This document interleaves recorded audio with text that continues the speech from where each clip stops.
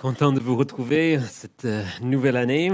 Je vous souhaite à mon tour mes meilleurs voeux dans le Seigneur. Et comme a dit le pasteur Vincent, effectivement, nous allons reprendre après la pause Noël. Nous allons reprendre le livre d'Exode. Alors, je vous invite à chercher avec moi chapitres 33 et 34. Et nous ferons la lecture du chapitre 33 et le début du 34. Exode 33. L'Éternel dit à Moïse, « Va par d'ici, toi et le peuple que tu as fait sortir du pays d'Égypte, monte vers le pays que j'ai juré de donner à Abraham, à Isaac et à Jacob, en disant, je le donnerai à ta postérité. J'enverrai devant toi un ange, et je chasserai les Cananéens, les Amoréens, les Héthiens, les Phérésiens, les Événiens, les Jébusiens. Monte vers ce pays où coule le lait et le miel. Mais je ne monterai point au milieu de toi, de peur que je ne te consume en chemin, car tu es un peuple au cou raide. » Lorsque le peuple eut entendu ces sinistres paroles, il fut dans la désolation, et personne ne mit ses ornements.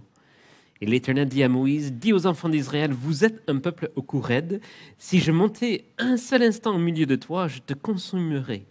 Ôte maintenant tes ornements de dessus toi, et je verrai ce que je te ferai. » Les enfants d'Israël se dépouillèrent de leurs ornements en s'éloignant du mont Horeb. Moïse prit la tente et la dressa hors du camp à quelque distance. Il l'appela tente d'assignation. Et tous ceux qui consultaient l'Éternel allaient vers la tente d'assignation qui était hors du camp.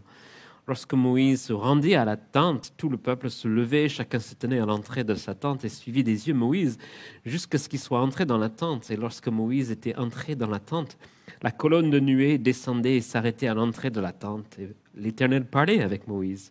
Tout le peuple voyait la colonne de nuée qui s'arrêtait à l'entrée de la tente. Tout le peuple se levait et adorait à l'entrée de sa tente.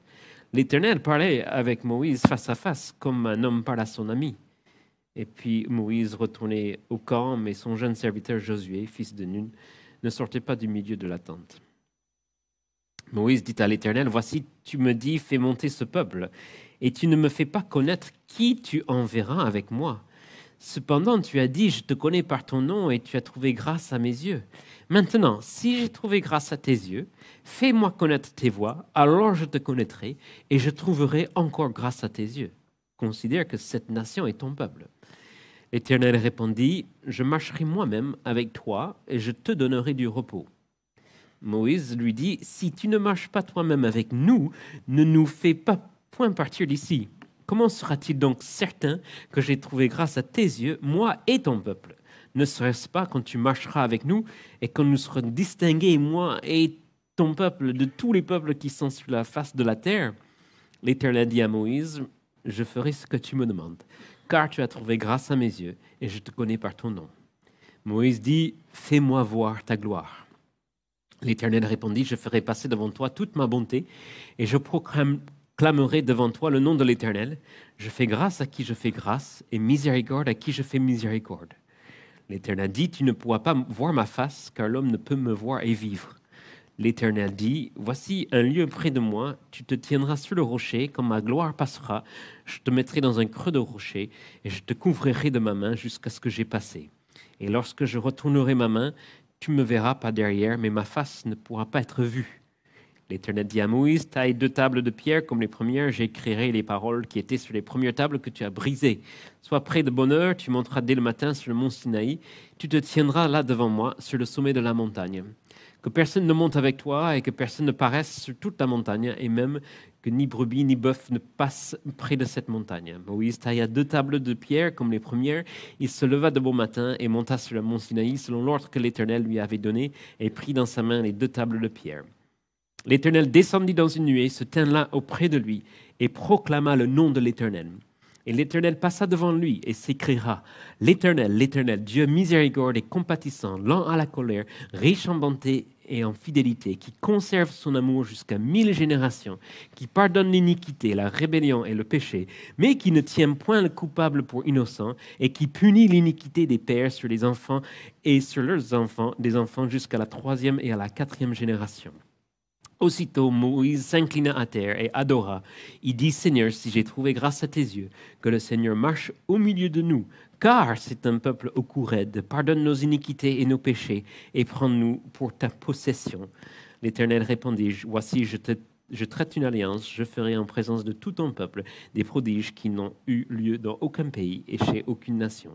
Tout le peuple qui t'environne verra l'œuvre de l'Éternel, et ce que j'accomplirai par toi inspirera de la crainte.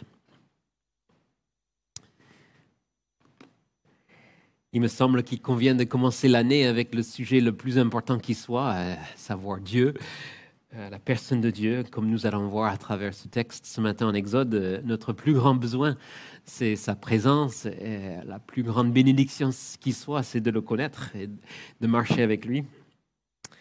Je commence avec quelques citations classiques des œuvres importantes dans notre héritage chrétien et protestant. Je pense des citations que vous avez peut-être déjà entendu ou vous devriez connaître. En tout cas, il y a cette célèbre citation qui commence l'œuvre de Calvin, l'Institution. Il dit « Presque toute la sagesse que nous possédons, qui est en définitive réelle et véritable, présente un double aspect, la connaissance de Dieu et de nous-mêmes. » Donc, toute la sagesse que nous possédons commence avec une connaissance de Dieu et puis de nous-mêmes. Ça, c'était Calvin, un Français qui était devenu un peu suisse. Un peu plus tard dans l'histoire, il y a un livre assez connu, La connaissance du saint. Ça, c'est un Américain qui est devenu un peu canadien. Hayden Tozer, il dit « Ce qui nous vient à l'esprit quand nous pensons à Dieu est la chose la plus importante à notre sujet. » Et encore un peu plus récemment, James Packer, c'était un Anglais qui s'est fait canadien, dans son ouvrage connu « Connaître Dieu », une fois que vous prenez conscience que l'activité principale pour laquelle vous êtes ici est de connaître Dieu, la plupart des problèmes de la vie se mettent en place d'eux-mêmes. Ça, c'est des bons vœux pour 2023. Donc, si c'est le cas, nous voulons effectivement connaître Dieu. Et le passage, certainement le plus important, bon, je me connais, j'ai l'impression de dire ça souvent, mais le passage le plus important de l'Ancien Testament concernant la connaissance de Dieu, en tout cas, me semble celui-ci. Ce texte nous rapproche le plus dans ce qu'on pourrait appeler l'autoportrait de Dieu. Dieu se fait une autoportrait, en tout cas une autoproclamation. Des fois, on n'apprécie pas quand les gens s'autoproclament chef ou roi ou Dieu, mais quand Dieu s'autoproclame Dieu, ça nous intéresse et on veut faire attention. Et ici, vous avez vu, Dieu, suite à ce dialogue avec Moïse, il arrive un moment où il fait connaître son nom, il fait connaître sa gloire, il fait connaître son identité, il fait connaître son caractère, le cœur de son caractère. Voilà ce qu'il dévoile à Moïse. Et tout ça grâce au dilemme du veau d'or. On a étudié ça dans le chapitre 32. Grâce à ce dilemme du veau d'or et cet échange entre Dieu et Moïse, nous arrivons à ces versets. C'est vers la fin de ma lecture, c'était un peu long, mais la fin de ma lecture, en chapitre 34, versets 6 et 7 notamment, qui sont, dans toute la Bible, certainement la meilleure expression du caractère de Dieu. Ces versets sont repris à maintes reprises dans la Bible, quand on veut louer Dieu dans les psaumes, quand on rappelle le caractère de Dieu, la personne de Dieu, on s'appuie souvent sur ces mêmes mots, cette même description de Dieu. Et dans cette proclamation, dans cet autoportrait de Dieu, nous allons découvrir l'unique gloire du Dieu de la Bible. Même le Dieu chrétien, il va falloir l'aspect chrétien, l'aspect Christ pour découvrir toute cette unique gloire de Dieu. Alors, pour arriver à ça et pour connaître Dieu pleinement, ce matin, je propose de progresser avec la texte. Donc, pour connaître Dieu, on va d'abord voir une solution qui était insatisfaisante. Ensuite, un intercesseur qui insiste et enfin, un Dieu qui se dévoile. Donc, tout d'abord, ça commence notre texte en chapitre 33 avec une solution qui était insatisfaisante. Je rappelle, dans le chapitre précédent, Moïse avait quand même réussi à détruire le veau d'or, cette idole terrible, et Moïse a réussi à stopper les débordements débauchés. Il a réussi à limiter les dégâts. il y avait 3000 morts par là, mais pas tout le peuple. Mais ce n'est pas encore le beau fixe. Dieu dit, vous avez vu dans les premiers versets, Dieu dit, partez d'ici, le mont Sinaï, partez d'ici et allez vers le pays promis. Mais moi, j'y vais pas. Je vous enverrai un ange, vous enverrai un assistant, mais moi, j'y vais pas avec vous. C'est trop dangereux pour vous.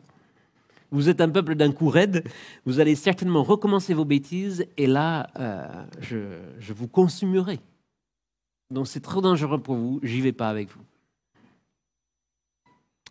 Alors, on a un petit indice parce que le texte lui-même, en verset 4, qualifie cette suggestion de Dieu, cette solution de Dieu, comme des sinistres paroles. Vous avez peut-être sinistres paroles ou d'autres traductions, des paroles désastreuses, des paroles fâcheuses.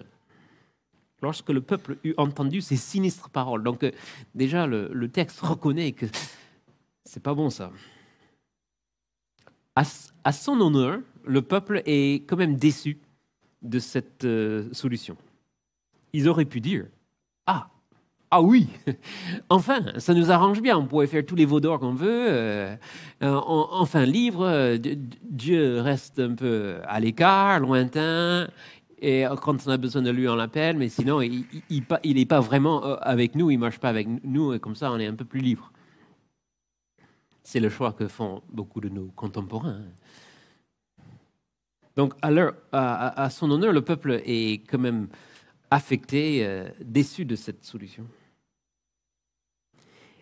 Après, la suite du texte, on pourrait se demander qu'est-ce qu'il fait là, parce que Dieu dit, well, je vais voir ce que je fais avec vous. Et puis les versets 7 à 11 parlent de cette tente de la rencontre. Et en fait, dans ces versets, le texte fait en quelque sorte un renvoi au fonctionnement qui était en place jusqu'à là, notamment à cette époque où le tabernacle n'est pas encore construit. Donc, avant le veau d'or, le peuple avait reçu la loi et notamment les instructions pour le tabernacle, mais le tabernacle n'est pas encore construit. Et avant le tabernacle, où le projet était vraiment Dieu qui habite parmi son peuple, il y avait cette tente de la rencontre qui, et on donne un peu les détails ici, à l'imparfait, hein, voilà ce qu'on faisait. Donc Moïse dressait la tente à l'écart du camp. Et puis, il entrait, il parlait avec Dieu, les gens voyaient la colonne de nuée, et puis Moïse ressortait et revenait dans le camp. Et donc, cette petite scène, ce petit rappel, déjà rappelle le rôle particulier qu'avait Moïse en tant qu'intercesseur, en tant que porte-parole. Mais aussi, ça rappelle que la présence de Dieu, jusqu'à là, est quand même à l'écart du peuple. Verset 7, il prenait la tente et il adressa hors du camp à quelque distance. Donc, un peu Dieu vient, mais il reste à l'écart, à quelque distance du peuple. On n'est pas encore au stade du tabernacle que nous allons étudier la semaine prochaine, où, selon les instructions, le tabernacle, c'est une autre tente, mais cette fois-ci, vraiment au milieu, au cœur du peuple. Ça fait un peu comme autrefois. Des fois, il fallait aller chercher l'eau loin, à la rivière, au puits, et puis revenir la ramener à la maison. C'est bien qu'il y avait de l'eau, mais une fois qu'on a découvert l'eau courante dans les maisons, c'est même beaucoup mieux d'avoir l'eau accessible, même si les dégâts des eaux, c'est une réelle possibilité, s'il n'y a pas tout ce qui est la robinetterie qui va bien. De la même manière, Dieu, il est là, il est à l'écart, c'est déjà bien, mais ce serait beaucoup mieux. C'est le but qu'il soit au milieu de nous, qu'il marche avec nous, qu'il demeure, qu'il habite avec nous. Ça, c'est... Donc, ces versets appuient déjà un peu qu'on est toujours à un stade d'une solution insatisfaisante. Mais je vous pose la question ce matin. Est-ce qu'une telle solution vous conviendrait? Si Dieu nous disait, pour 2023, vous aurez la santé, vous aurez la réussite professionnelle, vous aurez la protection de vos ennemis, vous aurez la direction dans la vie, vous aurez même des révélations d'anges, si vous voulez. Mais tout ça sans moi, sans une communion réelle avec moi, sans des moments d'intimité avec moi. Je vous donne la santé, je vous donne la réussite professionnelle, je vous donne la direction, je vous donne des expériences. Mais sans moi, sans une communion avec moi, sans une relation profonde avec moi, vous acceptez? Notez que Moïse préfère le désert avec Dieu. Ne nous fait pas partir d'ici. Moïse préfère le désert avec Dieu que le pays promis terrestre, avec le lait et le miel, tout ça, sans Dieu. J'espère que cette solution vous est aussi satisfaisante. Donc maintenant, on va mieux voir cet intercesseur qui insiste, parce que Moïse, il trouve effectivement que cette solution est insatisfaisante. Donc il va insister pour trouver une meilleure solution. Et nous allons maintenant suivre de près ce dialogue entre Dieu et Moïse. Ça n'est plus important, dialogue ou prière dans la Bible.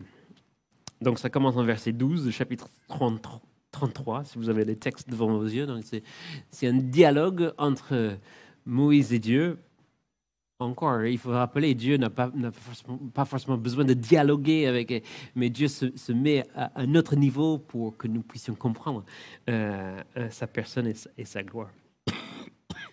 Alors Moïse dit, verset 12, « Tu me dis, fais monter ce peuple, mais tu ne me fais pas connaître qui tu enverras avec moi. » Donc, c'est sa manière de dire, en fait, je veux pas un ange, je veux pas un de tes assistants, je veux toi. Et puis il poursuit, tu as dit, je te connais par ton nom, donc, et tu as trouvé grâce à mes yeux. Donc tu m'as dit que tu as trouvé grâce à mes yeux. Alors maintenant, si j'ai trouvé grâce à tes yeux, fais-moi connaître tes voies, alors je te connaîtrai et je trouverai encore grâce à tes yeux. Vous suivez la réflexion là? Il faut suivre, mais si j'ai trouvé grâce à tes yeux, fais-moi connaître tes voies, alors je te connaîtrai et je trouverai encore grâce à tes yeux. Et c'est ça que je veux. Donc, on va essayer de comprendre, mais cette prière déjà, fais-moi connaître tes voies, ça revient à prier, fais-moi te connaître, parce qu'il dit, fais-moi connaître tes voies, alors je te connaîtrai. Donc, fais-moi connaître tes voies, ça revient à prier, accorde-nous la grâce de ta présence, parce que les voies de Dieu, finalement, ce qui est intéressant dans les voies de Dieu, c'est que c'est là où il y a Dieu. Dieu se trouve dans les voies de Dieu. Donc, si on marche dans les voies de Dieu, c'est qu'on marche avec Dieu. Et c'est ça que Moïse veut. Et puis, notez aussi que Moïse plaide ce cycle infini de la grâce qui est si beau. Si j'ai trouvé grâce à tes yeux, fais-moi connaître, et alors je trouverai encore plus de grâce à tes yeux. Et plus on bénéficie de cette grâce, la grâce de Dieu, c'est de se faire connaître à nous. Et puis, c'est un cycle infini, hein, un peu comme un moulin à eau. L'eau remplit le seau, ça fait tourner le moulin plus rapidement, ça remplit plus d'eau, et puis ça part à l'infini. Et en quelque sorte, c'est ça la vie chrétienne. C'est on bénéficie de la grâce de Dieu. Et la grâce de Dieu, c'est de nous faire découvrir davantage sa personne, sa grâce. Et du coup, il en déverse encore dans notre vie. Et ainsi de suite, dans un cycle infini. C'est ce que veut Moïse. Et c'est ça, c'est ça, vivre avec Dieu, c'est sa présence. Donc voilà ce qu'il prie. Et donc Dieu répond, verset 14. Ok, je marcherai moi-même avec toi et je te donnerai du repos. En fait, tout au long de ce texte, le singulier et le pluriel devient important. Toi, nous, vous. Donc, Dieu dit, je marcherai avec toi. C'est au singulier. Et je te donnerai du repos. C'est comme si Dieu demande à Moïse de préciser sa prière. Tu pries juste pour toi ou tu as en tête plus? Et Moïse va préciser maintenant dans sa réponse, verset 15, si tu ne marches pas toi-même avec nous, ne nous fais point partir d'ici. Ce qui va nous distinguer parmi tous les peuples de la terre, c'est que tu marches avec nous. Encore verset 15. Ne serait-ce pas quand tu marcheras avec nous et quand nous serons distingués, moi et ton peuple, de tous les peuples qui sont sur la face de la terre. Donc là, Moïse précise, ce que je demande, c'est pour moi et et le peuple. Moi et ton peuple. Donc, en fait, tout au long de cette prière, quand Moïse dit « moi », quand il parle de « moi », il a en tête aussi tout le peuple qu'il représente en tant qu'intercesseur. Verset 17, on avance dans ce dialogue. Dieu dit « Ok, je ferai ce que tu me demandes, car tu as trouvé grâce à mes yeux, et je te connais par ton nom. » Et là, Moïse renchérit, verset 18, il dit « Fais-moi voir ta gloire. » Alors j'espère que vous comprenez cette prière maintenant. Fais-moi voir ta gloire. Cette insistance de Moïse qui va jusqu'à cette prière, fais-moi voir ta gloire, c'est pas juste une demande de bonus perso une fois que dans le verset 17, Dieu a dit OK. Comme quoi Moïse dit, voilà, tant que je t'ai là, tant qu'on est dans les coulisses, et puisque je suis une personne VIP, montre-moi quelque chose d'impressionnant à moi tout seul. Non. Fais-moi voir ta gloire, c'est le résumé de toute son intercession, de toute sa prière, c'est la requête suprême. Tu dis que tu vas répondre à ma prière, de vivre avec nous, de marcher avec nous, mais maintenant, montre-moi cette gloire unique qui te permet de marcher avec nous. Convainc-moi de ton caractère glorieux qui te permet de vivre avec nous et que je sois sûr que tu vas exaucer cette prière. Voilà l'insistance de Moïse. Montre-moi cette gloire qui te permet de vivre et de marcher avec nous. L'apôtre Jean, dans son évangile, s'inspire grandement de ce moment. Déjà pour introduire son évangile, mais aussi notamment dans la célèbre prière de Jésus, la veille de sa mort, en Jean chapitre 17, on retrouve vraiment les mêmes requêtes où Jésus insiste en quelque sorte dans une des plus longues prières de la Bible. Il prie les mêmes choses, glorifie-toi, montre ta gloire, fais-toi connaître à tes disciples, à mes disciples, fais que nous soyons toujours ensemble. Et que tu vis et que nous puissions tous vivre pour toujours. C'est la prière de Jésus en Jean 17 reprend quasiment exactement le fardeau de Moïse. Et mes amis, si vous pouvez concevoir Jésus en train d'insister en votre faveur, encore plus que Moïse, tous les jours de 2022, tous les jours de 2023, si vous pouvez concevoir Jésus en train d'insister, il prie non seulement pour lui, il intercède, mais pour tout son peuple comme Moïse, eh bien, ce sera un sommet de l'expérience spirituelle que nous pouvons vivre ici-bas. Jésus qui prie, qui insiste les mêmes choses pour que nous puissions vraiment connaître Dieu et vivre avec lui et marcher avec lui toujours. Montre-moi ta gloire, montre-moi comment tu peux faire ça. Et maintenant, nous arrivons à l'exaucement suprême des prières de Moïse, le Dieu qui se dévoile. Donc, Moïse prie, verset 18, « Fais-moi voir ta gloire. » Et 19, l'Éternel répondit, « Ok, je ferai passer devant toi toute ma bonté et je proclamerai devant toi le nom de l'Éternel. » Donc déjà, dans cette première phrase, il indique qu'il va exaucer cette prière, ce qui est déjà une gloire du Dieu de la Bible, c'est qu'il veut se révéler, il veut se dévoiler. Le Dieu qui se dévoile, j'ai emprunté cette phrase du livre de Don Carson, c'est des méditations quotidiennes, si vous cherchez un livre de méditation quotidienne pour 2023, le Dieu qui se dévoile.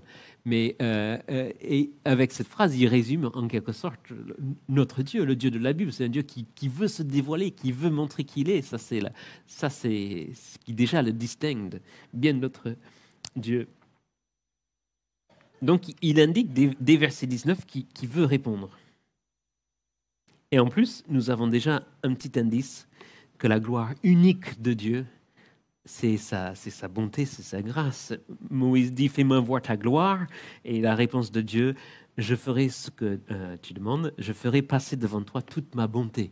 Montre-moi ta gloire, ok, je te ferai passer devant toi toute ma bonté. Donc déjà un petit indice de là où nous allons, c'est que la gloire de Dieu se trouve dans sa bonté, dans sa grâce.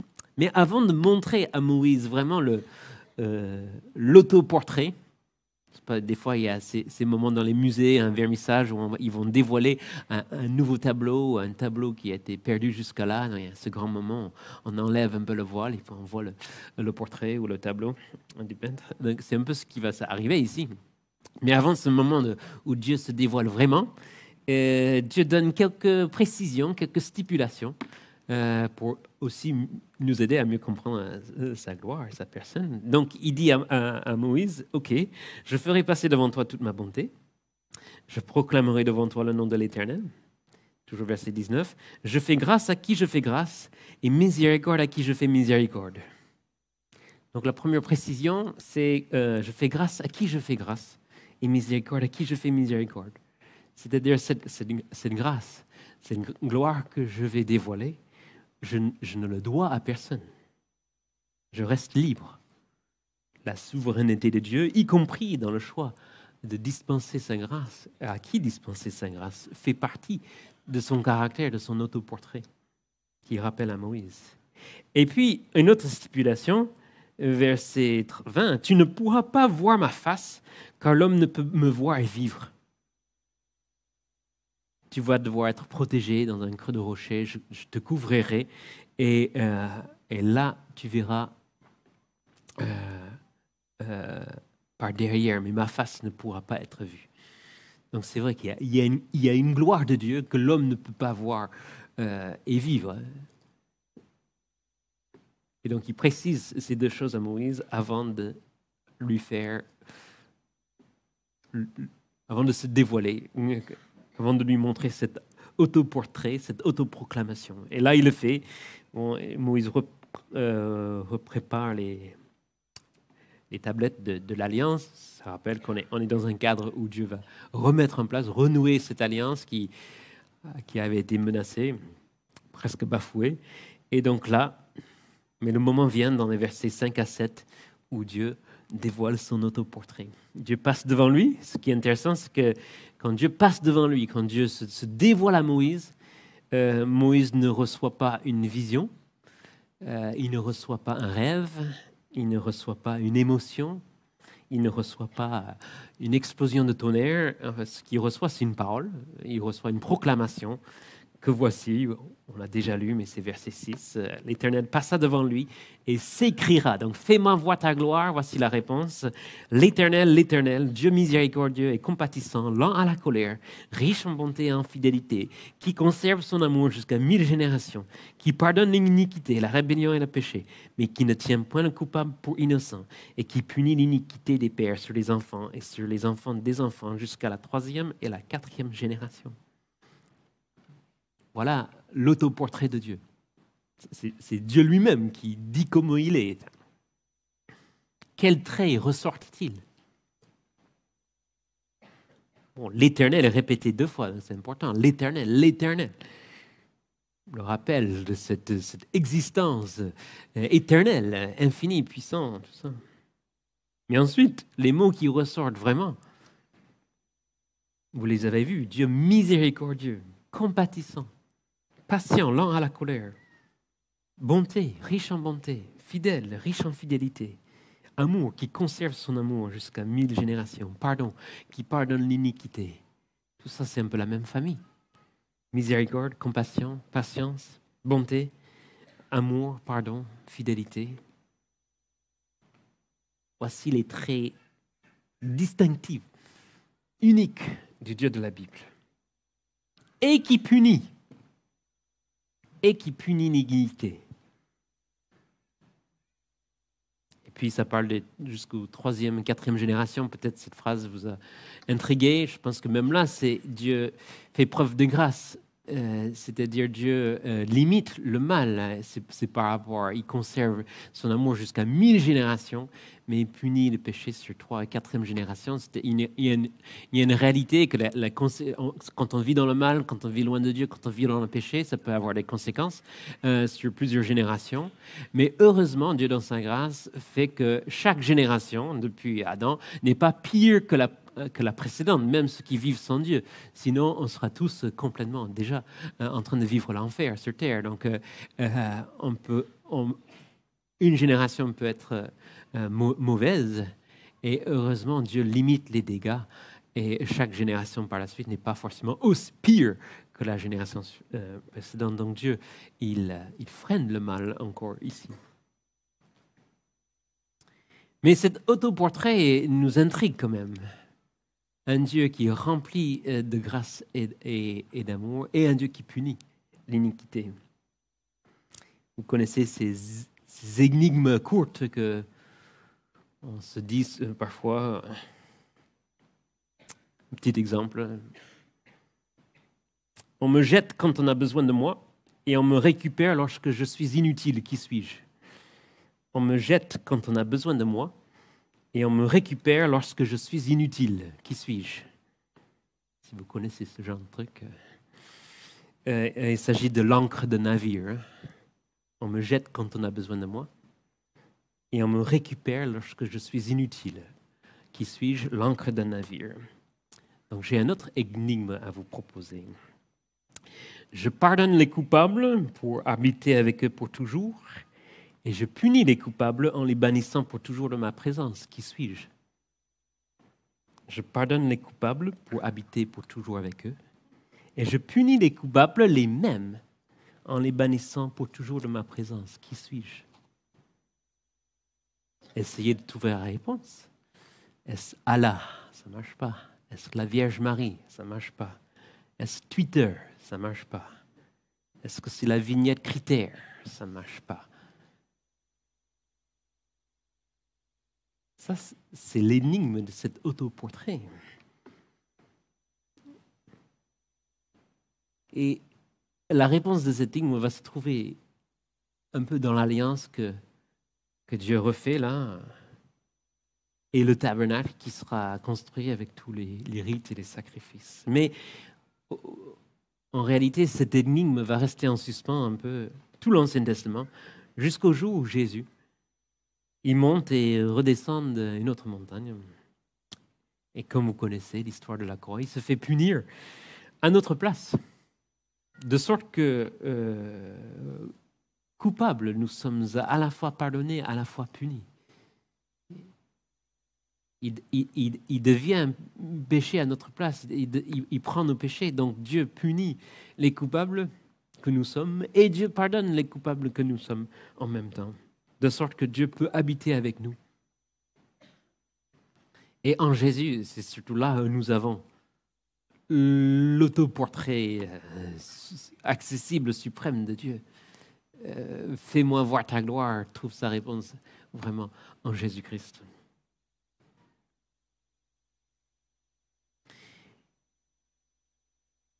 Et je termine avec ce qui, je trouve, une des parties les plus belles de ce texte. Après que Dieu présente son autoportrait avec cette énigme que nous venons de résoudre, à quel point Moïse connaît la réponse, il faut pleinement Jésus-Christ qui le résout. Mais ensuite, Moïse s'incline à terre, verset 8, et il dit, Seigneur, si j'ai trouvé grâce à tes yeux, que le Seigneur marche au milieu de nous, car c'est un peuple au cou raide. Pardonne nos iniquités et nos péchés, et prends-nous pour ta possession. C'est-à-dire, fort de cette révélation, fort de cet autoportrait de Dieu, Moïse a une nouvelle arme dans son arsenal de prière. Il a un nouvel appui, et il dit en verset 9, « Si j'ai trouvé grâce à tes yeux, que le Seigneur marche au milieu de nous, car c'est un peuple au cou raide. » La réflexion de Dieu au début, c'est « Je ne peux pas marcher au milieu de vous parce que vous êtes un peuple au cou raide. » Et Moïse, maintenant, à cause de la gloire unique de Dieu, parce qu'il a vu cet autoportrait de Dieu, parce qu'il a vu les qualités distinctif du Dieu de la Bible, de l'Éternel, qui peut pardonner et punir et vivre et demeurer avec son peuple, Moïse peut maintenant prier, eh bien, marche avec nous, car c'est un peuple au cou raide. Pas malgré, mais parce que. Pardonne nos iniquités et nos péchés et prends-nous pour ta possession. C'est-à-dire, puisque tu es ce Dieu, un tel Dieu, puisque tu as cette gloire unique qui peut pardonner les péchés sans enfreindre la justice, eh bien, je demande que tu marches avec nous. Et tu peux montrer encore ta gloire parce que c'est un peuple au cou raide. Puisque la gloire unique de Dieu, c'est de pardonner les coupables et de marcher au milieu d'eux sans trahir sa justice, Moïse dit, alors fais-le. Fais-le et ouais, on va trouver grâce à tes yeux, on va pouvoir mieux te connaître, tu vas pouvoir nous gracier davantage, tu vas pouvoir te faire connaître au monde comme un Dieu de grâce et de bonté. Fais-le, marche avec nous. Et ça, c'est peut-être la vérité la plus précieuse qui soit pour envisager 2023. Dieu marche avec nous parce que nous sommes un peuple pécheur. Est-ce que vous pouvez prier comme ça? Dieu bénit le Bethléem parce qu'elle est imparfaite. Parce que c'est l'occasion de montrer ta gloire et ton salut et ta grâce en Jésus. Et parce que c'est ainsi que nous pouvons te connaître encore mieux et te faire connaître. Que nous puissions contempler encore la gloire de Dieu sur la face de Christ, celui qui nous aide à résoudre l'énigme et voir les traits de l'autoportrait encore plus dévoilés, son amour, son pardon et sa justice. Que nous puissions apprendre à prier comme Moïse pour la gloire de Dieu et pour que nous soyons un peuple qui se distingue de tous les peuples de la terre. Prions. Seigneur, nous te remercions pour cette rencontre entre toi et Moïse. Nous te remercions effectivement de l'aperçu que cela nous donne de ta gloire. Nous avons vu ce matin que ta gloire, ton caractère unique, c'est d'être ce Dieu qui pardonne tout en punissant. Ce Dieu qui peut habiter avec un peuple pécheur en permanence. Et nous te réclamons encore ce matin.